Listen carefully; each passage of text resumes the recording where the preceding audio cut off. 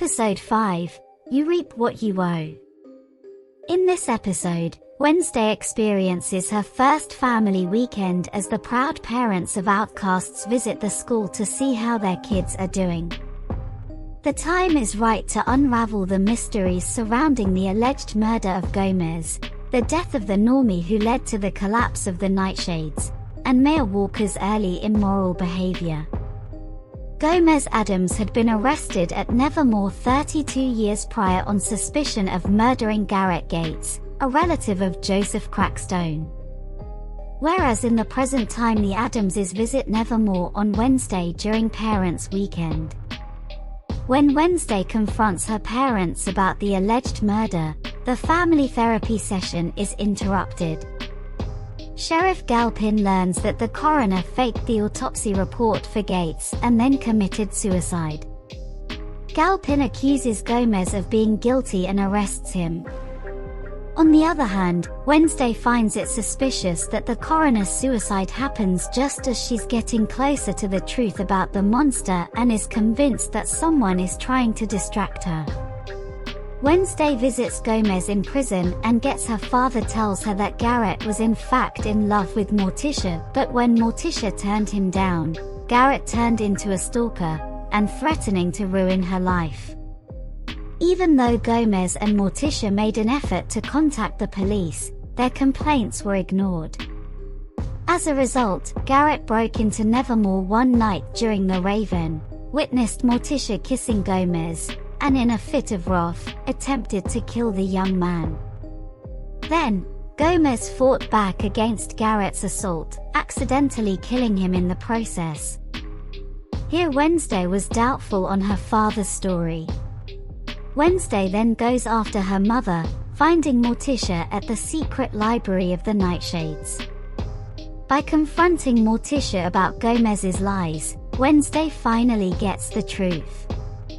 Morticia reveals to Wednesday that her father was covering for Morticia, who actually killed Gates.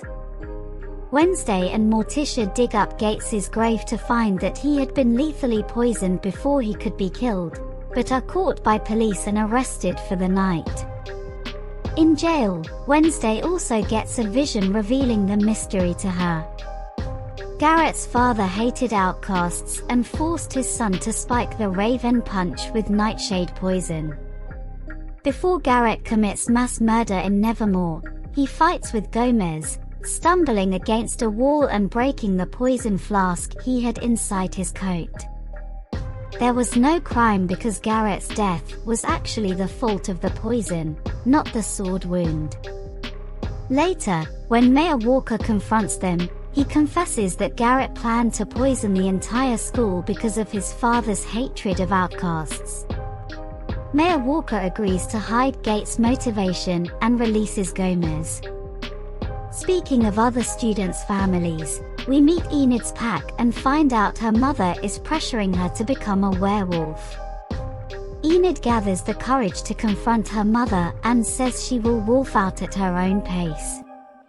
Bianca also has troubles with her mother, a siren who uses her powers to gather followers for a cult named Morning Song. Apparently, Bianca's mother's powers are fading with age, and now she wants the girl to take her place. Finally, Wednesday learns that Weems is a shapeshifter by reading through an old yearbook from Nevermore. That indicates that in order to conceal the boy's death, the headmaster of Nevermore disguised to be Rowan. Weems claims that she only did that to defend the school and Rowan's reputation.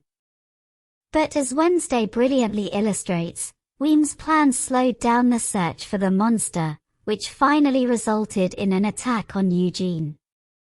Weems and Wednesday prepared to fight, but something more urgent diverts their focus. In the gardens of Nevermore, a message, "Fire will rain," was written with fire.